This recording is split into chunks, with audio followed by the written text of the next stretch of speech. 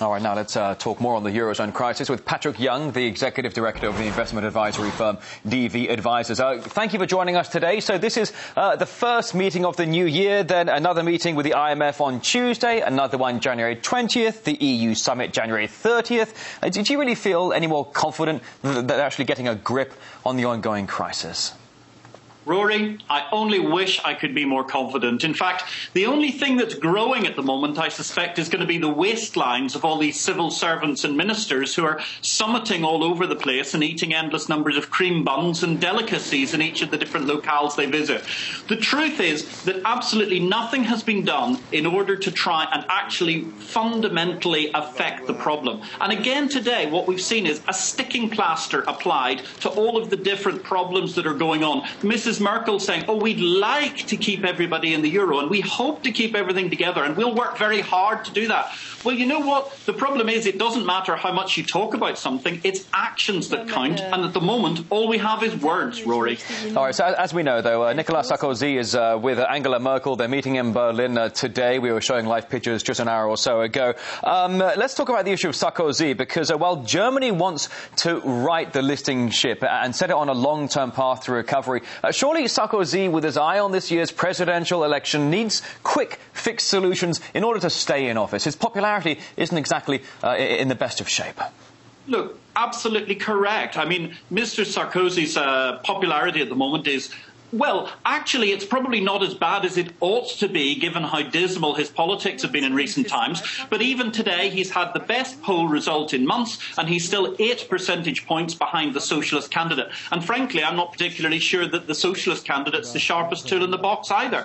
This is basically a huge problem. Mr. Sarkozy is willing to burn the European Union on the pyre of his re-election efforts. And that therefore leaves him fundamentally at right angles to Germany's position, which is apparently to try and provide some sort of long-term solution. So as many analysts have said over the past several years, rather than doing actions for the benefit of the Eurozone, there's just so much politicking involved here. If I may, the updated version of the EU's fiscal compact, which gives Brussels the right to take states to court if they violate the stricter rules, it's nearing approval. What will that mean for the member countries' sovereignty, do you think? Well, I mean, it quite clearly removes a large chunk of sovereignty from countries. We've already seen it. A couple of budgets were put into the EU just recently. Belgium's, for example, only last week.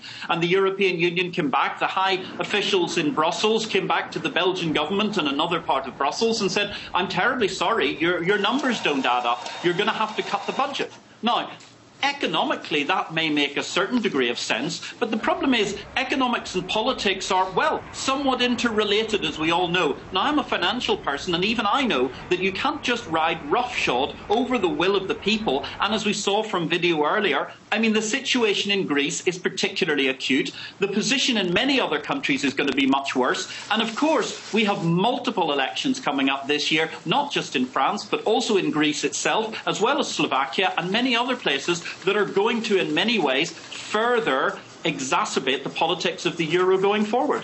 Now, as we've seen over the past several months, Brussels is having more of a say when it comes to dictating the leadership in certain eurozone countries. Just a few months ago, the former Greek Prime Minister making a call for a referendum with the people to vote on the eurozone. He was swiftly summoned to a summit in Cannes and then suddenly decided that he would step down. Are the people in these eurozone members utterly powerless when it comes to calling the future of their own country?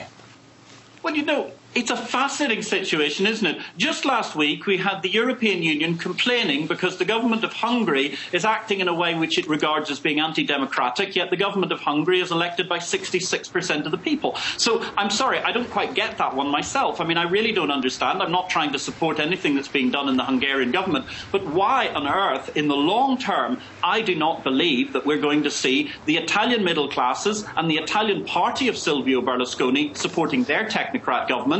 And in Greece, we can already see the support for the technocrat government has dwindled at the polls, and there's going to be a very, very ugly election coming up, and I think it's going to be very difficult for the European Union to manage to control the outcome there. without managing to try and impose another technocrat, which I simply don't believe the Greek people are going to be willing to let happen so soon after a general election, which is imminent in the next few months. All right, let's address the issue of a worst-case scenario here, and the issue that whether or not, if the Eurozone did indeed collapse, what consequences would that have on the rest of the world? There are many parts of the world that are still trying to struggle through an ongoing economic crisis. Your thoughts on that?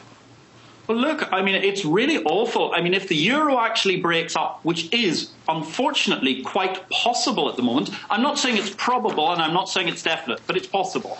If the eurozone breaks up, that's going to give uncertainty. Uncertainty means people don't know whether to order things for their company. It also means that individuals don't know whether to spend money at the shops. It means ultimately that all of that little grease that oils the wheels of commerce breaks down. And that's the real problem here. We could see an incredible step back into not just recession, which there will be, because there already is in Europe anyway as a result of recent machinations. We could also see a step back into protectionism. And that's not going to be good for this world, because let's face it, one of the exciting things about the digital world today is that we can take a polyglot view of the world, whether it be opinions that are being broadcast from Moscow, such as yourself, Rory, or it can be multiple other issues in the world. Trade is holding the world together. The world is a more prosperous and a richer place than it's ever been in history.